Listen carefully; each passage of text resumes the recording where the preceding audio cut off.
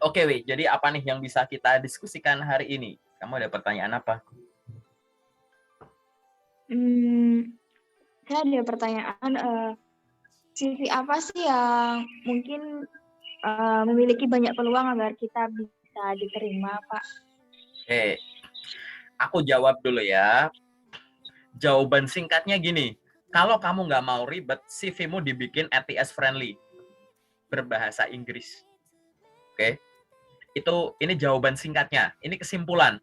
Tapi aku jelasin dulu perjalanannya ke sana. Semua CV itu bagus, baik yang tipe desain atau kreatif, atau yang ATS friendly. Sama-sama punya kelebihan dan kekurangan. Oke?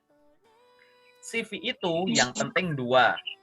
Benar cara bikinnya dan benar cara pakainya.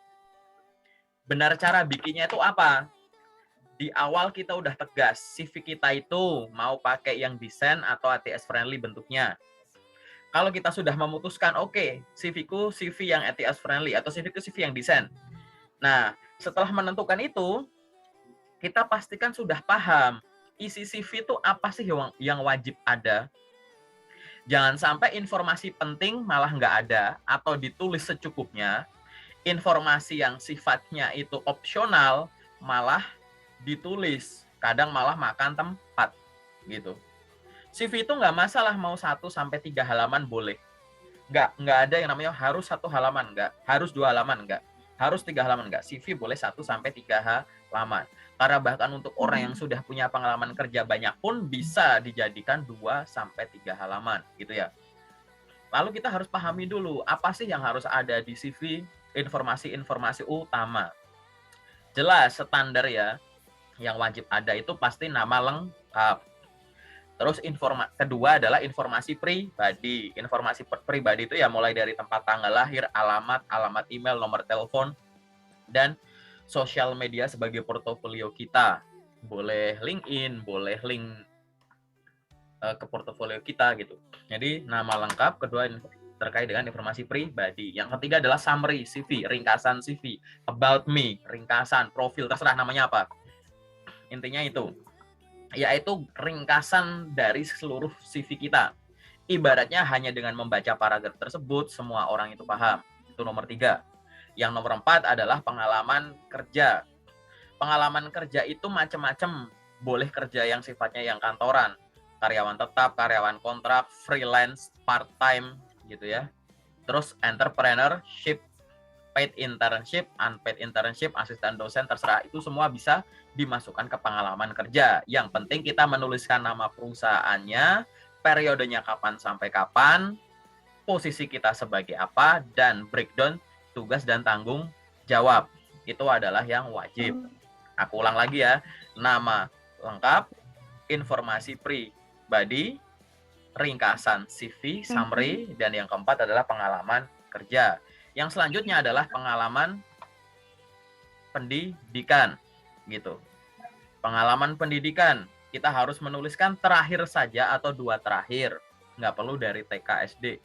Kamu nggak bakalan digaji pakai kemampuan SD-mu, gitu. Apa saja itu? Minimal ada nama lembaga pendidikannya. Kemudian yang kedua adalah periodenya kapan sampai kapan. Yang ketiga adalah jurusan kamu apa, dan kalau bisa dimasukkan nilai atau IPK. Semacam itu. Yang selanjutnya adalah pengalaman organisasi, kepanitiaan, volunteer gitu. Jadi ini untuk menonjolkan bahwa selama di masa pendidikan kamu tidak hanya mengembangkan diri secara akademis, tapi ada non-akademis. Cukup nama lembaganya, periodenya kapan sampai kapan, jabatanmu apa. Nggak harus di breakdown si organisasi sih. Tergantung. Kalau kamu punya pengalaman kerja banyak, ya pengalaman kerja aja yang di breakdown, yang makan tempat. Organisasi nggak perlu. Oke. Gitu. Setelah itu organisasi kepanitiaan. Setelah itu pengalaman apa lagi? Setelah itu pengalaman training, magang, sertifikasi. Training, sertifikasi gitu ya. Course gitu. Ini adalah inisiatifmu untuk pengembangan diri terkait ilmu-ilmu tertentu yang kamu ikuti secara gratisan atau berbayar. Sama, nama trainingnya apa, terus yang penyelenggaranya siapa, periodenya kapan, intinya cuma itu. Oke. Terus yang selanjutnya apa? Selanjutnya adalah skill atau keahlian. Skill di CV harus menyangkut 4 hal. Kamu boleh membaginya jadi soft skill atau technical skill atau hard skill, terserah. Tapi kalau buat aku, teman-teman yang udah pernah Zoom sama aku, dan ini sesuai ternyata dengan cara skill di breakdown di LinkedIn, intinya skill harus ada 4 hal. Yang pertama, pengetahuan bidang atau industry knowledge. Hal ini bisa diturunkan dari nama-nama mata kuliah kamu, bisa diturunkan dari dengan aku bekerja di sini aku jadi punya pengetahuan apa sih gitu, yang sifatnya sektoral gitu. Yang kedua adalah terkait dengan tools. Tools ini bisa hardware dan software. Yang ketiga adalah kemampuan language atau bahasa, dan yang empat adalah soft skill. Jadi skill itu harus ada 4 hal itu. Pengetahuan bidang, tools yang berupa hardware atau software, kemampuan bahasa, dan soft skill. Kalau soft skill nggak dimasukin boleh nggak? Boleh saja. Gitu. Itu adalah bagian skill. Dan yang terakhir yang wajib ada di CV adalah achievement, pencapaian. Nggak harus sesuatu yang kamu memenangkan suatu kompetisi. Kamu dapat piala, piagam, viral di internet, dapat hadiah duit, dan lain-lain. Nggak harus yang begitu. Achievement yang dimaksud adalah sesuatu hal yang ya merupakan performa terbaikmu pada saat kamu memiliki tanggung jawab di peran tertentu. Misalkan kamu pernah punya pengalaman kerja di suatu tempat selama setahun, nah menurutmu di sana itu performa terbaikmu tuh bisa apa? Menjual sesuatu kah? Mengembangkan sesuatu kah? Memproses sesuatu kah? Munculkanlah angka-angka. Sekian banyak, sekian unit, sekian buah, sekian lembar, sekian orang, sekian event gitu. Atau munculkanlah yang sifatnya nominal. Ini adalah hal-hal yang wajib ada di CV. Aku ulang ya, nama lengkap, informasi pribadi, summary, CV, pengalaman kerja, pengalaman pendidikan, pengalaman organisasi dan kepanitiaan, pengalaman training, sertifikasi, dan teman-temannya. Kemudian keahlian, dan yang terakhir adalah achievement atau pencapaian. Itu adalah hal-hal yang wajib ada di CV. Ada yang sifatnya opsional, misalkan nomor 1 adalah foto. Yang kedua adalah ketertarikan bidang. Saya berminat terkait dengan bidang ini, bisa ada yang nyebut gitu. Terus apalagi yang opsional, moto hidup. Terus apalagi hobi. Terus apalagi reference, kontak referensi. Itu adalah hal-hal yang sifatnya opsional. Hal-hal yang sifatnya opsional ini ya boleh nggak ada yang direkomendasikan tetap dikasih. Tergantung dari desain CV apa dan ada di negara mana kamu menggunakan CV itu. Misalkan foto profil. Foto mau kamu pakai, sebenarnya foto itu bukan sesuatu hal yang wajib. Masih ada pro kontra terkait penggunaan foto gitu. Ada tim pendukung foto itu menunjukkan terkait dengan citra orang yang akan direkrut, ada yang menyebutkan bahwa foto itu masih sumber diskriminasi. Tapi kita ada di Indonesia di mana foto itu aku bisa bilang highly recommended gitu ya. Direkomendasikan gitu.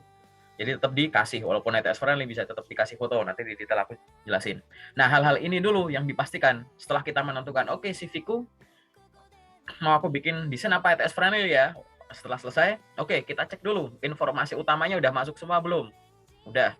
Banyak orang misalkan organisasi kepanitiaan nggak ada, tapi hobi masuk. Nah, ini salah. Gitu. Oh, bisa. Ya, itu kan. Atau pengalaman webinar nggak ada, tapi hobi ada, foto hidup ada. Salah gitu. Karena kita butuh yang informatif gitu. Pertama dimasukkan dulu gitu kan, harus ada dulu. Setelah ada, yang kita cek adalah bener nggak cara menuliskannya. Nulis CV itu bukan curhat gitu. Memang bener kita menuliskan apa yang kita alami, tapi menuliskannya dengan cara mempromosikan diri dong gitu. Misal kamu punya pekerjaan part time gitu ya, jualan apa ya, jualan handphone. Terus kamu nulis di CV gitu kan, part time di perusahaan apa gitu sambil kuliah misalkan gitu, sales handphone gitu misalkan. Terus kamu job desk-nya menawarkan produk handphone ke calon pembeli gitu. Definisinya tuh kayak nggak niat gitu. Ya kita tahu namanya dari ujung bumi sono sampai sono namanya sales handphone itu ya menawarkan handphone ke calon pembeli, tapi bukan itu yang pengen kita lihat. Breakdown-nya yang salah. Jadi harus benar. Aku sering bilang kalau kamu udah pernah nonton di video-videoku sebelumnya bahwa CV itu harus benar cara bikin dan cara pakainya. Ini kita lagi bahas benar cara bikinnya dulu. Gitu ya, belum cara pakai. pada saat kita sudah menentukan CV kita mau pakai yang tipe apa, terus kita pahami informasi pentingnya itu apa aja, kita mampu menuliskannya dengan benar, mau ATS friendly atau enggak, sama-sama bagus. Itu baru 50%, benar cara bikinnya, benar cara pakainya. Nah tadi, kamu harus tahu, kirim lamaran itu bisa lewat email, lewat website perusahaan, portal karir, LinkedIn, dan lain-lain teman-temannya. Ngirim CV dan teman-temannya dan dokumen lain lewat email pasti akan beda kalau bisa lewat Jobstreet, gitu kan. Lewat Jobstreet dibandingin sama lewat LinkedIn juga beda lagi. Bandingin lewat website juga beda. Jadi CV itu selain sudah melewati tahap benar cara bikinnya, harus benar cara pakainya. Kalau kamu ngirim lamaran itu menggunakan email, kamu boleh pakai CV yang kreatif atau desain. Tapi kalau kamu mengirimkan CV, di mana CV itu akan ditampung dulu di suatu tempat database sehingga akan dipilih yang baik-baik dari yang baik gitu ya. Jadi beberapa yang terbaik akan difilter lagi gitu. Aku akan nyaranin gunakanlah CV yang sifatnya ATS friendly. Misalkan kamu pakai portal karir, pakai LinkedIn gitu-gitu atau pakai Jobstreet gitu. Atau lewat website perusahaan gitu. Aku akan nyaranin kamu pakai ATS friendly. Kenapa? Biar informasi yang ada di dalam CV-mu bisa dideteksi oleh sistem. Karena banyak perusahaan yang sudah menggunakan sistem ATS friendly. Tapi Kak, sejauh ini aku pakai CV desain banyak kok panggilannya, lanjutkan. Jadi buat orang yang sudah memiliki pengalaman, CV kreatifku lebih banyak dipanggil Kak daripada ATS friendly, lanjutkan. Kalau ada yang bilang, aku pakai ATS friendly lebih banyak dipanggil, lanjutkan. Aku dua-duanya lebih sama aja tuh gitu, nggak ada yang lebih bagus, dua-duanya sama-sama kepanggil, lanjutkan. Itu artinya kamu sudah punya journey, sudah sesuai antara apa yang kamu pengen dan apa yang perusahaan pengen. Jadi nggak perlu diedit-edit, nggak perlu ngikutin kata orang. Nah, itulah definisi dari benar cara bikinnya dan benar cara pakainya. Balik ke pertanyaan kamu, tapi aku nggak mau Kak kebanyakan CV lebih dari satu, dikit-dikit edit, aku pengen cuma ada satu terus bisa aku pakai terus gitu. Nah, jawabanku adalah gunakanlah ATS friendly gitu. Karena ATS friendly pun bahkan lewat email juga aman-aman saja. Detailnya gimana nanti di sesi detail. Gitu, ini adalah penjelasan panjangnya. Kalau kamu nggak inget nggak apa-apa, nanti ini juga diupload videonya gitu. Yang penting paham. Gitu ya. Iya, Pak. Ada lagi nggak pertanyaan? Semoga jelas ya. Kalau nggak jelas, Bapak, tanya aja. misalnya, iya, kalau kita itu pakai CV yang berbahasa Inggris, kemudian dipanggil untuk interview dan berbahasa Inggris, sedangkan kita kurang menguasai bahasa Inggris itu bagaimana, Pak? Jawaban singkatnya adalah ya belajar gitu. Ya, orang menuliskan CV menggunakan bahasa Inggris itu pasti ada alasannya. Lebih dari sekedar ya biar keren aja gitu. Sorry, ya kan? Perusahaan posting CV, posting lowongan menggunakan bahasa Inggris juga enggak lebih dari yang penting keren pakai bahasa Inggris, bukan itu. Itu pasti ada maksud gitu. Kita tinggal di Indonesia, kenapa kok postingnya pakai bahasa Inggris gitu? Biar kita kelihatan lebih keren gitu, bukan itu. Pasti ada maksud gitu. Kalau nggak tahu maksudnya apa, browsing dulu, jangan tanya aku, gitu kan? Karena ini sebenarnya semua orang pasti udah paham. Lalu terkait dengan pengiriman CV ya tetap ya, kita akan menggunakan bahasa yang satu, diminta ada nggak permintaan khusus di lokernya, gitu ya. Jadi ada hierarki penentuan bahasa. Kalau di beberapa loker mungkin kamu pernah nemu gitu ya, silahkan kirimkan lamaran ke sini maksimal sekian MB dan menggunakan bahasa Inggris gitu. Nah, ikuti. Jadi hierarki bahasa nomor satu adalah apabila diminta menggunakan bahasa tertentu, ikuti. Gitu. Hierarki nomor dua, apabila tidak diminta menggunakan bahasa tertentu, maka 2.1, cek ada kesempatan untuk pamer kemampuan bahasamu nggak? Kalau ada, gunakan bahasa tersebut. Misalkan maksudnya adalah CV-nya pakai bahasa Indonesia. CV, lowongannya pakai bahasa Indonesia. Dibutuhkan sekretaris, misal gitu. Kualifikasinya, wanita maksimal 30 tahun. Pendidikan minimal S1 semua jurusan. Mampu berkomunikasi berbahasa Inggris aktif, dan lain-lain. Lowongannya pakai bahasa Indonesia. Lokernya butuh sekretaris yang kualifikasinya mampu bahasa Inggris. Gitu. Kalau kamu ngirim lamarannya pakai bahasa Indonesia juga nggak masalah. Karena tadi hierarkinya adalah kalau nggak diminta, kita bisa menyamakan bahasa. Itu adalah 2.2. Tapi 2.1-nya adalah kalau ada kesempatan untuk kamu pamer, ya udah pamer. CV-nya pakai bahasa apa enaknya? Lowongannya bahasa Indonesia. Tapi di dalamnya posisinya butuh kualifikasi orang berbahasa Inggris atau mampu berbahasa Inggris minimal pasif.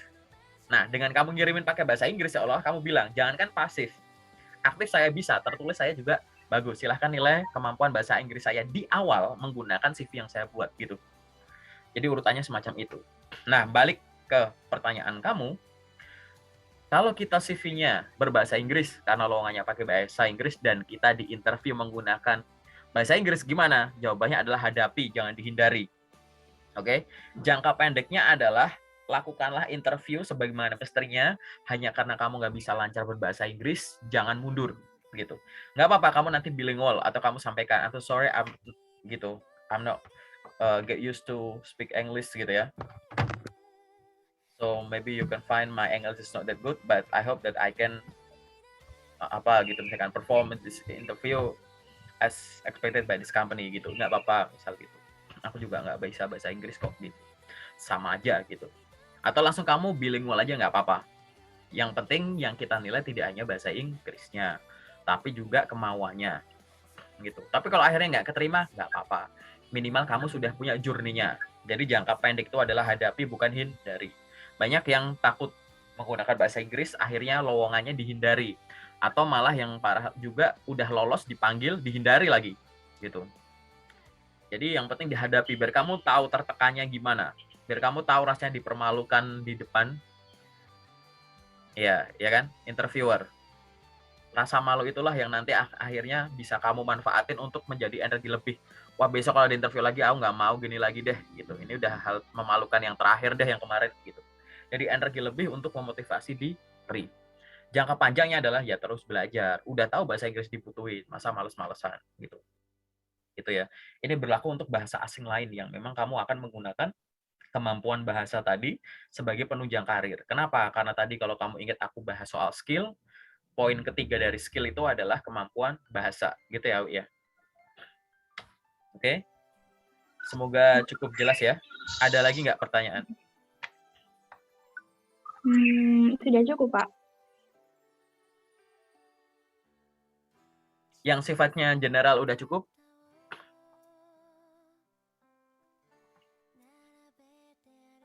Kalau udah cukup, sekarang aku masuk ke sesi yang detail ya. Sudah, Pak. Oke, aku masuk yang detail ya. Iya, Pak.